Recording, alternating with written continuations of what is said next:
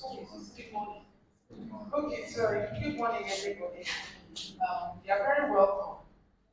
Thank you very much for taking out time from your work to come here. This is the first time we are having this program in Edo State. In fact, you are the first that we are having a program in Nigeria, actually. So thank you so much. There are a lot of learning points from this program, and I know that the very next program is going to be better than this. Okay, you can see the quality of the content that we are delivering. Um, we uh, we have more content actually, but we are also conscious of time because we knew we were taking you away from work. We did not expect to take you out of work. Perhaps maybe the next program will be on the weekend. I believe that will be better, um, so that you have that free mind to come.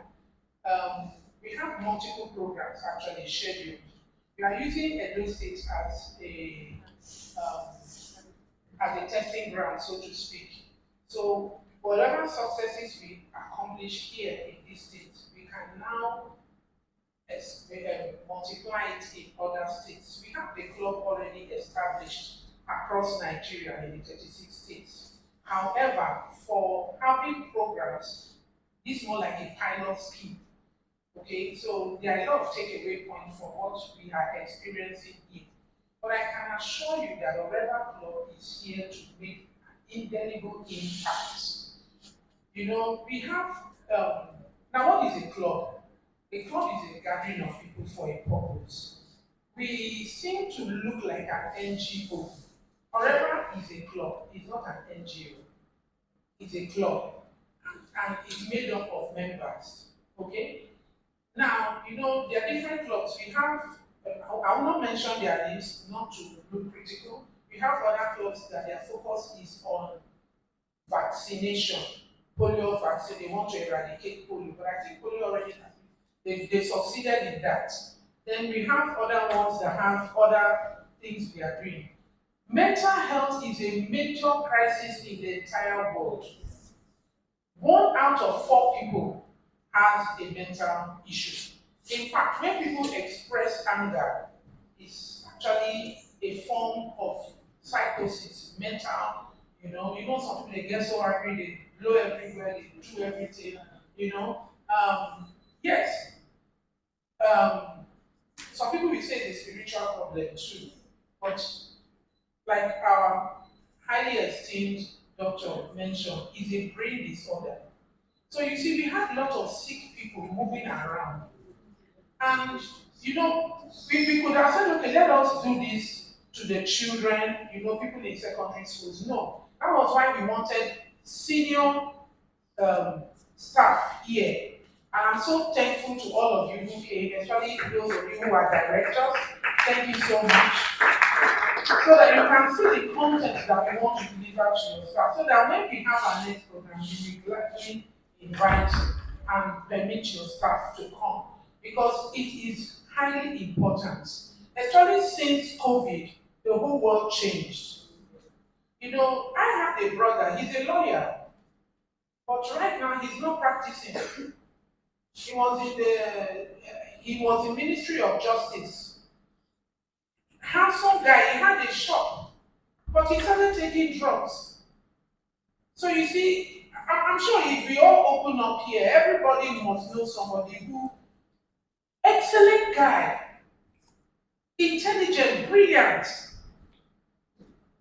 But I think maybe that time we were all locked up, they say idle mind is devil's workshop. People started because who would never, no one would have believed he sold everything, even to the mattress he was lying down on. And when everything was now sold, he now started stealing. Lawyer. He started stealing. He was caught and he was arrested.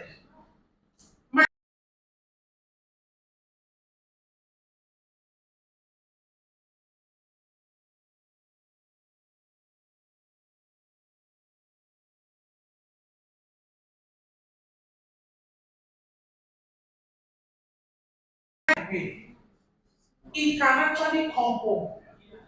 I have a friend whose brother is a medical consultant. He was hooked on drugs. Somebody would think that a medical doctor should even know better. But well, with all the factors that we have seen that can lead to these things, you can now see sometimes over pressure from the work, depression, and stuff like that.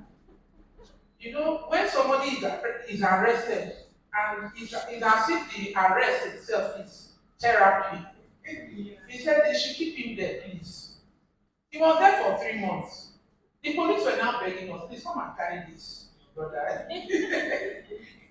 you know, but because, and we had to tell the IPO that we understand, but we are trying to arrange for him to be relocated out of the state to a totally different location because we believe friends too contributed to that. Can you now see the distress of the entire family, financial and all of that? We now have to arrange for him to be taken away, out far away to Ibadan from Delta State, relocated, set up a business, just keep him there so that there is no repeat. And he has, it's come true, but it's really a stressful thing. And we want a situation where you join us to take this message out. Everybody can do something. You could volunteer with your time.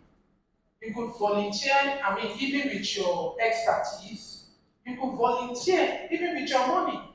But this is a club that is doing what we talk about. We are doing what we talk about. Like in the other countries where we started, we are in Accra. We know what we have accomplished in Ghana, but of course the population of Ghana is not even up to the population of Lagos State. We are also in Burkina Faso, in Cameroon, in Zimbabwe, in Botswana. We are in some other African countries. So, of course, Nigeria is the main place, but we have to, ensure some things were set up first before we came. And like I said, we have chapters all over. However, this is the actual work. What we are doing is what we want to scale across the country. So, if you have your contacts or you have friends in other states, we would like you to also volunteer, do you understand, with those connections and join us. Imagine if we could have seminars like this because we want to train volunteers. We want to train volunteers. Imagine, instead of us having to come to a venue like this, each of us represents an office. Imagine if we had this same thing happening on the same day in every company or every office. Don't you see the multiplied effect? Because there are people who cannot come here. Okay, so we want to have a situation where programs like this are actually for training. Though we have big programs, and the Edo State government have been very supportive. They gave us venues. Thank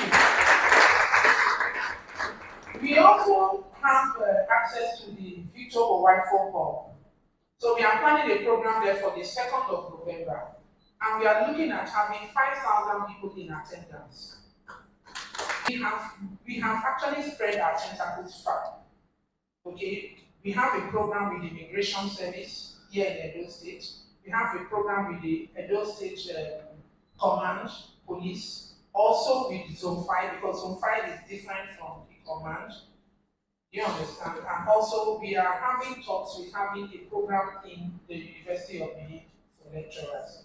Next year, we'll be looking at taking into the schools, to the students, university students, secondary students. And we also want to have a hotline in each state. We don't want to have one hotline nationwide where when calls are coming in, they are jammed. So that people can call in at any time. And there will be counselors, people talking, people who have been trained. So it's actually a movement that we have started. And like I said, we do what we see.